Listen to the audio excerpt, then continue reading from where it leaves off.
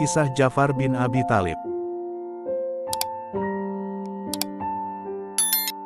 Ja'far bin Abi Thalib merupakan sepupu Rasulullah dari pihak ayah, dan juga saudara Ali bin Abi Thalib, khalifah keempat kaum muslimin.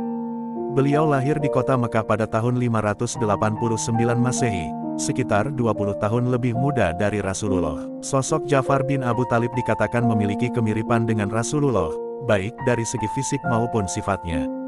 Dalam sebuah riwayat, Nabi bersabda, "Engkau wahai Ja'far, wajahmu mirip dengan wajahku dan akhlakmu mirip dengan akhlakku." Hadis riwayat Bukhari.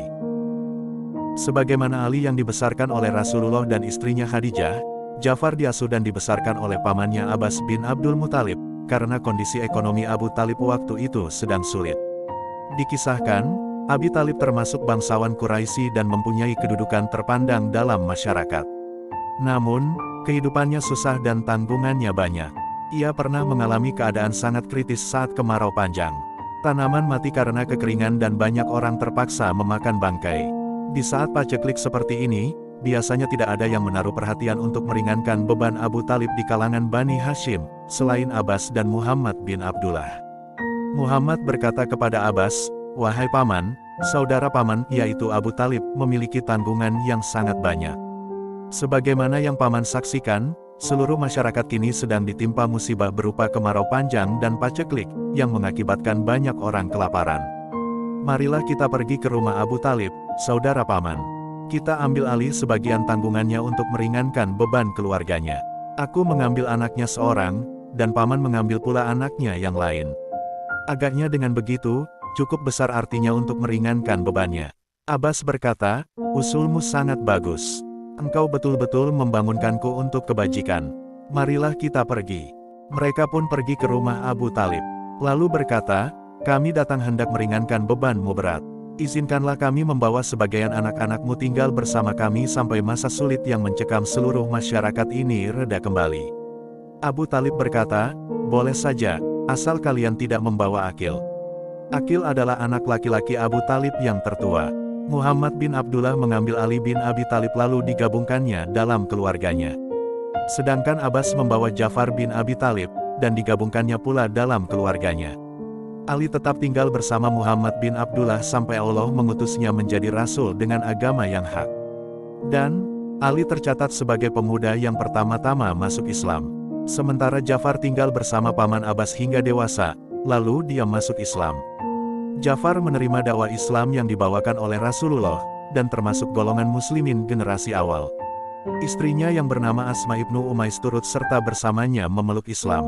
Pasangan suami istri Bani Hashim yang muda belia ini, tidak luput pula dari penyiksaan kaum kafir Quraisy, sebagaimana yang diderita kaum muslimin pertama-tama masuk Islam.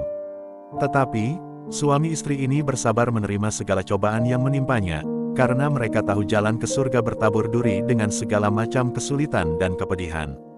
Tetapi yang merisaukan mereka berdua adalah kaum Quraisy yang membatasi geraknya, untuk menegakkan syiar Islam dan melarangnya untuk merasakan kelezatan ibadah.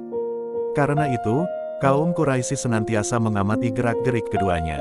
Maka, Ja'far bin Abi Thalib beserta istrinya memohon izin kepada Rasulullah Shallallahu Alaihi Wasallam, untuk hijrah ke Habasyah bersama-sama dengan para sahabat lainnya. Sebagaimana diketahui, negeri Habasyah dipimpin oleh seorang raja yang baik hati. Dengan sedih hati Rasulullah Shallallahu Alaihi Wasallam mengizinkannya. Sebaliknya, mereka dengan amat berat meninggalkan kampung halaman, tempat mereka bermain pada waktu kecil, tanpa suatu dosa yang mencemarkan, kecuali karena mereka mengucapkan kata-kata, "Rabbunallah, Rabb kami hanyalah Allah." Namun, mereka tidak berdaya untuk menangkis siksaan dan tekanan kaum Quraisy. Rombongan Ja'far bin Abi Thalib merupakan hijrah ke Habasyah untuk kedua kalinya, yang diikuti sekitar 101 orang. Sebelum itu, hijrah ke Habasyah pernah dilakukan oleh satu rombongan, yang dipimpin Utsman bin Affan. Rombongan yang pertama itu berjumlah 15 orang. Namun tidak berselang lama mereka tinggal di Habasyah, mereka mendapat kabar bahwa di Mekah Rasulullah telah berhasil mengalahkan kaum kafir Quraisy, sehingga kaum muslimin di Mekah kini telah aman memeluk agamanya. Hal tersebut mendorong mereka untuk kembali ke Mekah. Namun, informasi tersebut hanyalah hoaks belaka yang dibuat kafir Quraisy, agar kaum muslimin yang berhijrah kembali ke Mekah. Akan tetapi, sesampainya di Mekah, yang mereka dapatkan adalah penganiayaan dan tekanan yang semakin berat. Tidak berapa lama setelah keberangkatan rombongan yang dipimpin Ja'far sampai di Habasyah, kaum Quraisy mengetahui rombongan kaum muslimin yang hijrah ke Habasyah tersebut, dan mendapat perlindungan Raja Najasyi, dapat melaksanakan dinnya dengan tenang dan aman. Kaum Quraisy pun terkejut dan khawatir. Mereka kemudian berunding untuk membunuh kaum muhajirin itu, atau meminta mereka agar dimasukkan penjara. Ummu Salamah, salah seorang muhajirat, menceritakan kisah nyata yang dilihat dan didengarnya sendiri. Ummu Salamah berkata, manakala kami tiba di Habasyah, kami disambut dan bertemu dengan tetangga yang baik. Kami dapat melaksanakan agama kami dengan aman, dan beribadah kepada Allah tanpa mendapatkan siksaan atau gangguan yang tidak diinginkan. Ketika kaum Quraisy mendengar berita tentang keadaan kami lebih baik, mereka segera berunding untuk mengacaukan kami. Lalu mereka mengutus 2 orang diplomat ulung kepada Raja Najasyi, yaitu Amr bin As dan Abdullah bin Rabi'ah, dengan membawa persembahan sejumlah hadiah besar untuk Najasyi pribadi, dan untuk para pemuka agama mereka, berupa barang-barang mewah dan antik dari Hijaz. Namun, mereka memutuskan untuk tidak memberikan kepada raja terlebih dahulu, sebelum memberikannya kepada para pendeta. Tatkala kedua utusan itu tiba di Habasyah, mereka terlebih dahulu menemui pemuka agama yang terdekat dengan Najasyi, dan memberikan hadiah untuk mereka. Kedua utusan itu berkata, telah datang ke negeri Anda, orang-orang bodoh kami. Mereka mengingkari agama nenek moyang dan memecah belah persatuan bangsa. Bila nanti kami berbicara dengan Baginda Raja, kami harap tuan-tuan dapat menolong kami, supaya Baginda Raja sudi menyerahkan mereka kepada kami, tanpa menanyakan masalah agama, karena pemimpin rombongan mereka sangat pandai berbiara dan mengerti tentang agama yang mereka yakini. Baiklah, jawab pendeta itu. Ummu Salamah meneruskan ceritanya. Namun, apa yang mereka khawatirkan justru itulah yang terjadi. Raja Najasyi memanggil salah seorang kami untuk didengar keterangannya. Kedua utusan Quraisy menghadap Raja Najasyi dengan membawa persembahan bermacam-macam, dan hadiah yang tak ternilai harganya. Baginda Raja memuji dan mengagumi persembahan mereka. Utusan Quraisy berkata, wahai Paduka Raja, telah datang ke negara Paduka orang-orang jahat bangsa kami. Mereka datang dengan membawa agama yang tidak pernah kami kenal, dan juga belum pernah Paduka kenal. Mereka keluar dari agama nenek moyang kami, tetapi tidak pula masuk ke dalam agama Paduka. Kami diutus oleh bapak-bapak dan segenap family, untuk menjemput dan membawa mereka kembali pulang. Mereka sangat pandai mengada-ada dan membuat fitnah. Najasyi melihat kepada para pendeta yang berada di sampingnya. Lalu mereka berkata, apa yang disampaikan kedua utusan itu memang benar, wahai Paduka. Orang yang sebangsa dengan kaum pelarian itu lebih mengerti dan tahu tentang kejahatan mereka. Karena itu sebaiknya lah kaum pelarian itu dikembalikan saja kepada mereka. Terserah kepada mereka apa yang akan diperbuat sesudah itu. Baginda Raja marah mendengar jawaban dari para pendeta. Tidak, demi Allah, tidak seorang pun dari mereka akan saya serahkan, sebelum saya memanggil mereka dan meminta keterangannya, tentang tuduhan yang diberikan kepada mereka. Jika benar mereka orang jahat sebagaimana yang dituduhkan, maka mereka akan saya serahkan. Tetapi, jika tuduhan itu palsu, mereka akan saya lindungi dan akan saya jadikan tetanggaku yang baik selama mereka menghendaki, ucap Najasyi. Selanjutnya, kata Ummu Salamah, Najasyi memanggil kami untuk menghadap kepadanya. Sebelum menghadap, terlebih dahulu kami bermusyawarah. Sebagian kami berkata, kita dipanggil menghadap Baginda Raja untuk diminta keterangannya tentang agama kita. Karena itu, kita tentukan saja seorang juru bicara untuk menjelaskan kepada beliau. Pilihan mereka jatuh kepada Ja'far bin Abi Talib dan yang lainnya tidak diizinkan untuk berbicara. Sesudah membuat keputusan, kami pergi menghadap Baginda Raja Najasyi. Di dalam majelis raja telah hadir para pendeta pemuka agama. Mereka duduk di kanan kiri Baginda. Masing-masing memakai pakaian kebesarannya, lengkap dengan jubah, kopiah dan memegang sebuah kitab di tangan mereka. Di samping para pendeta, kami melihat pula Amr bin As dan Abdullah bin Rabi'ah. Setelah duduk dengan tenang di dalam majelis, Baginda Raja menoleh kepada kami dan berkata, agama apakah yang tuan-tuan anut, sehingga tuan-tuan keluar dari agama bangsa tuan-tuan, tetapi tidak pula masuk ke dalam agama kami, atau agama-agama lain yang telah ada. Maka tampillah Ja'far bin Abi Talib menjawab, wahai Paduka Raja, dahulu kami memang bangsa yang bodoh.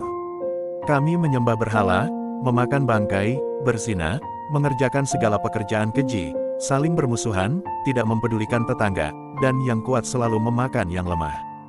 Begitulah keadaan kami dahulu sebelum Allah mengutus Rasul-Nya kepada kami. Kami mengenal benar kepribadian Rasul Allah itu. Turunnya, kebenaran setiap kata yang diucapkannya, kejujurannya, kesucian pribadinya yang tidak sedikit jua pun ternoda, dan seterusnya. Dia mengajak kami supaya memeluk agama Allah, mengesahkan Allah, beribadah semata-mata kepadanya, dan supaya meninggalkan agama kami yang lama, yaitu agama nenek moyang kami yang menyembah batu dan berhala. Bahkan dia menyuruh kami agar selalu berbicara benar, senantiasa memegang amanah, menghubungkan silaturahmi, bersikap baik kepada tetangga, menghentikan segala perbuatan terlarang, dan petumpahan darah. Dia juga melarang kami berzina dan melakukan segala perbuatan keji, mengucapkan kata-kata kotor, memakan harta anak yatim, menuduh wanita baik-baik berbuat serong. Dia menyuruh kami beribadah kepada Allah saja, tidak menyekutukannya dengan yang lain-lain. Dia menyuruh kami menegakkan salat, membayar zakat, dan puasa bulan Ramadhan. Kami menerima segala perintah dan larangannya. Kami percaya sungguh kepadanya, dan kami patuhi segala yang diajarkan Allah kepadanya. Maka kami halalkan segala yang dikatakannya halal, dan kami haramkan segala yang dikatakannya haram. Tetapi, wahai paduka raja, sebagian bangsa kami memusuhi kami karenanya. Mereka menyiksa kami dengan siksaan berat, agar kami keluar dari agama yang kami anut itu, dan kembali kepada agama lama yang menyembah berhala. Maka tatkala penganiayaan dan penyiksaan mereka terhadap kami sudah demikian memuncak, dan kami dihalang-halangi untuk terus melaksanakan ajaran agama kami, lalu kami keluar dari negeri kami, dan memilih negeri Paduka sebagai tempat kami mengungsi. Karena kami yakin Paduka adalah tetangga yang baik dan tidak akan berlaku zalim kepada kami. Najasyi berkata kepada Ja'far, dapatkah kamu membacakan salah satu ayat yang diajarkan Allah kepada Nabi kamu? Ja'far menjawab, ya, tentu. Najasyi berkata, coba bacakan kepadaku. Ja'far membaca surat Maryam ayat 1-4, yang artinya, Kaf Ha-Ya, Ain Shod. Mengingat rahmat Rabbmu kepada hambanya Zakaria. Ketika ia berseru kepada Rabbnya dengan suara perlahan-lahan. Dia berdoa, wahai Rabbku, sesungguhnya tulangku sudah lemah, dan kepalaku sudah beruban, dan aku belum pernah beruntung, bila memohon kepada Engkau, wahai Rabbku. Baru saja Ja'far selesai membacakan ayat-ayat permulaan surat tersebut, Najasyi menangis sehingga jenggotnya basah oleh air mata. Begitu pula para pastor turut menangis, sehingga kitab di tangan mereka basah demi mendengar kalam Allah tersebut.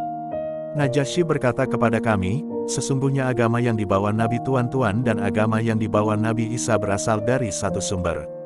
Kemudian dia berpaling kepada Amr bin As dan Abdullah bin Rabi'ah, seraya berkata, pergilah kalian, demi Allah, saya tidak akan menyerahkan mereka kepada kalian selama-lamanya.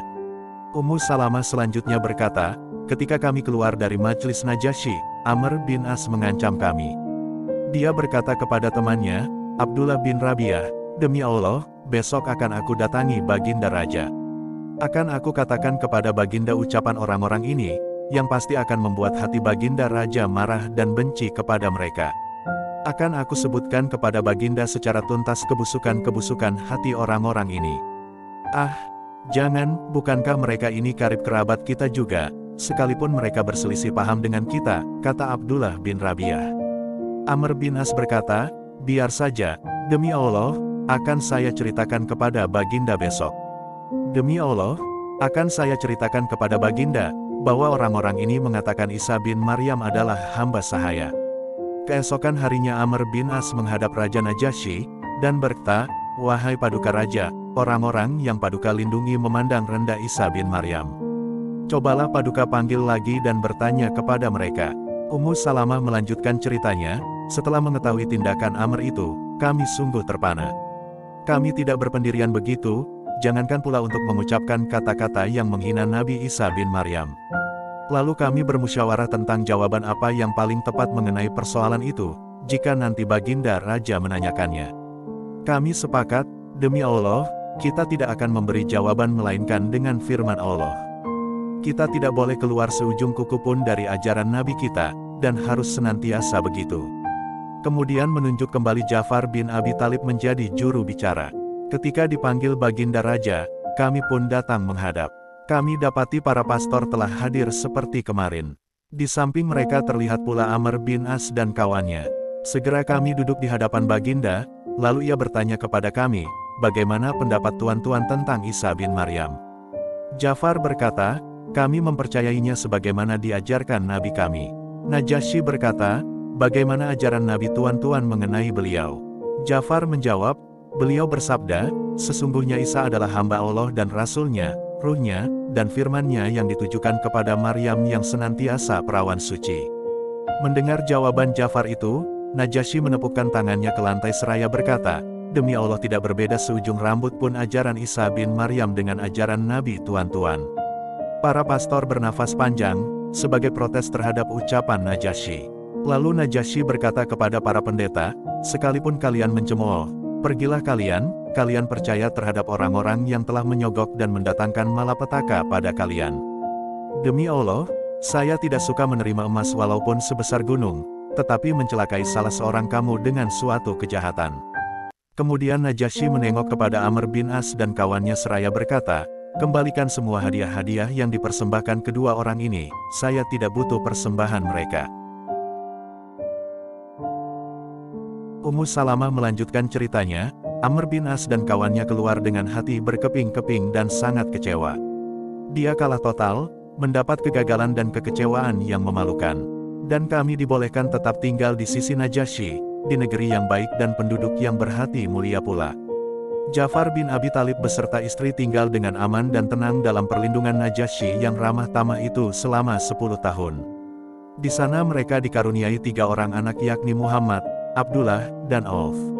Pada tahun ke-7 Hijrah, kedua suami istri itu meninggalkan Habasyah dan hijrah ke Yasrib. Kebetulan Rasulullah Shallallahu Alaihi Wasallam baru saja pulang dari Khaybar. Beliau sangat gembira bertemu dengan Ja'far sehingga karena kegembiraannya beliau berkata, aku tidak tahu mana yang menyebabkan aku gembira, apakah karena kemenangan di Khaybar atau karena kedatangan Ja'far. Kedatangan Ja'far bin Abi Thalib di Yasrib juga menjadi kabar gembira bagi kaum muslimin pada umumnya, terlebih fakir miskin, mereka juga bergembira dengan kedatangan Ja'far. Ja'far sangat penyantun dan banyak membela golongan duafa, sehingga dia digelari Abil Masakin yakni bapak orang-orang miskin. Abu Hurairah bercerita tentang Ja'far. Ia berkata, orang yang paling baik kepada kami, golongan orang-orang miskin, ialah Ja'far bin Abi Thalib. Dia sering mengajak kami makan di rumahnya, lalu kami makan apa yang ada. Bila makanannya sudah habis, diberikannya kepada kami pancinya, lalu kami habiskan sampai dengan kerak-keraknya. Belum begitu lama Ja'far tinggal di Madinah, pada awal tahun ke-8 Hijriah Rasulullah Shallallahu Alaihi Wasallam menyiapkan pasukan tentara untuk memerangi tentara Rum di Mu'tah. Beliau mengangkat Zaid bin Haritsah menjadi komandan pasukan. Rasulullah Shallallahu Alaihi Wasallam bersabda, jika Zaid tewas atau cedera, komandan digantikan Ja'far bin Abi Thalib. Seandainya Ja'far tewas atau cedera pula, dia digantikan Abdullah bin Rawahah. Dan, apabila Abdullah bin Rawahah cedera atau gugur pula, hendaklah kaum muslimin memilih pemimpin komandan di antara mereka. Setelah pasukan sampai di Mu'tah, yaitu sebuah kota dekat Syam dalam wilayah Yordan, mereka mendapati tentara Rum telah siap menyambut kedatangan mereka, dengan kekuatan 100.000 pasukan inti yang terlatih, berpengalaman, dan membawa persenjataan lengkap.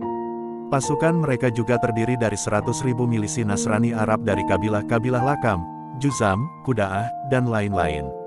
Sementara, tentara kaum muslimin yang dipimpin Zaid bin Haritsah hanya berkekuatan 3.000 tentara.